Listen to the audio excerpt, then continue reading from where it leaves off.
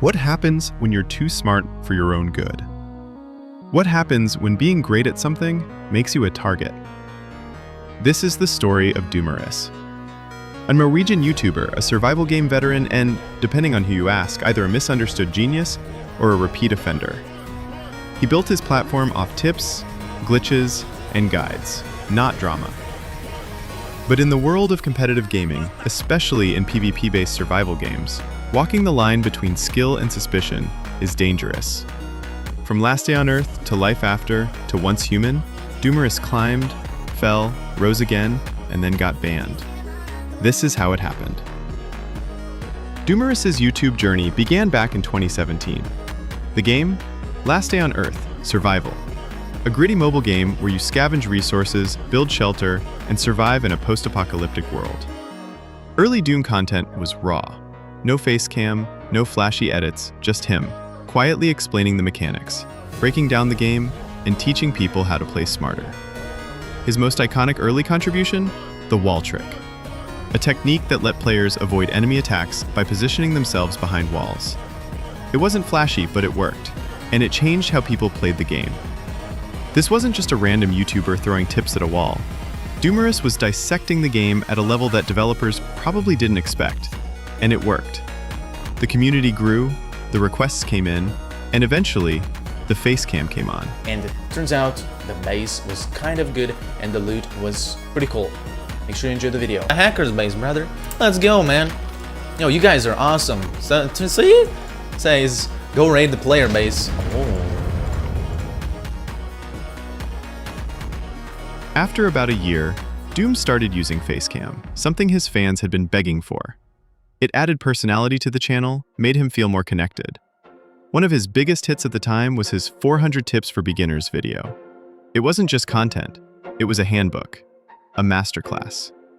That's when I personally discovered his channel, and I wasn't the only one. He was methodical, organized, and clearly obsessed with getting things right. He spent hours grinding games not for content, but because he genuinely enjoyed figuring out the most optimal way to do something. But with that kind of curiosity comes the inevitable discovery of glitches, bugs, and exploits. And that's where things start to get messy. And gentlemen, in this video, I'll be doing the glitch, or no, I will be showing you the glitch that has existed for months, then got fixed, and then it appeared again on this update.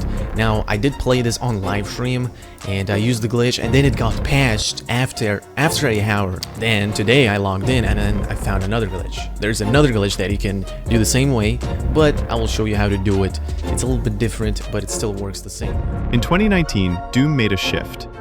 He discovered Life After, another survival game, this time with a bigger world, more mechanics, and PvP. He fell in love with it. And soon, so did his viewers.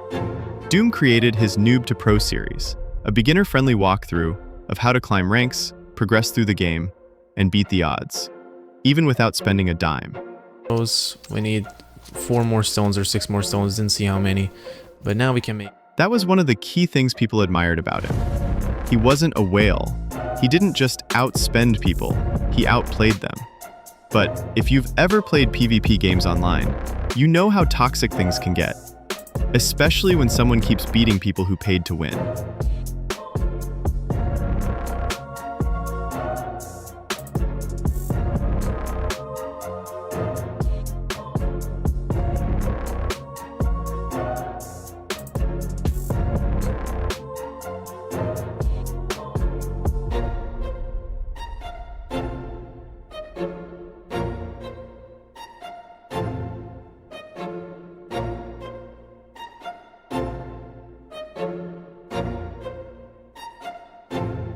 Rumors started forming.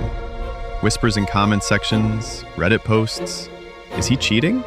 Some pointed to his near-perfect aim. Others said he exploited glitches. And to be fair, Doom was known for finding bugs. But he never hid them.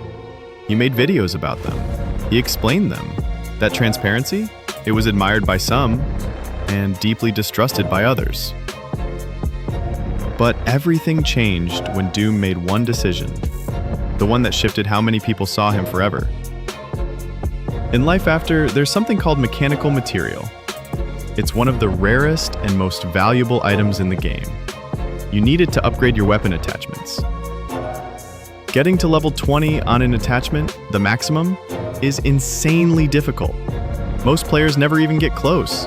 That as a free-to-play player, it would take 700 days to max out your attachments. And even if you're a pay-to-win player, it will take 445 days and hundreds of dollars. But Doom found a glitch, one that let you level attachments to 20.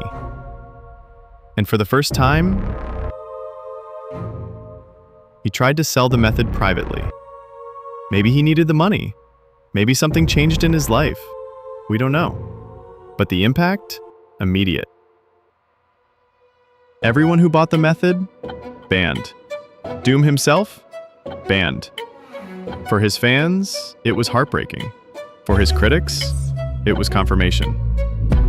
And even though Doom had spent years building trust, that one move gave his haters everything they needed. After the ban, Doom disappeared for a while, but he wasn't done. He found a new game, Once Human, a spiritual successor to Life After, with improved graphics, deeper story, and a massive open world. Doom started over, new content, new guides, and that same deep dive analysis he was known for. His channel never fully regained its old numbers, but he carved out a new niche. And before long, he became one of the biggest Once Human creators on YouTube. It looked like a redemption arc in progress, until it wasn't. In mid-2025, Doom was banned again. The reason? Abnormal data, or prohibited behavior. Fans were confused. What did he do? What rules were broken? Some pointed to a recent live stream where Doom was speedrunning a boss called Manibus from the Endless Stream mode.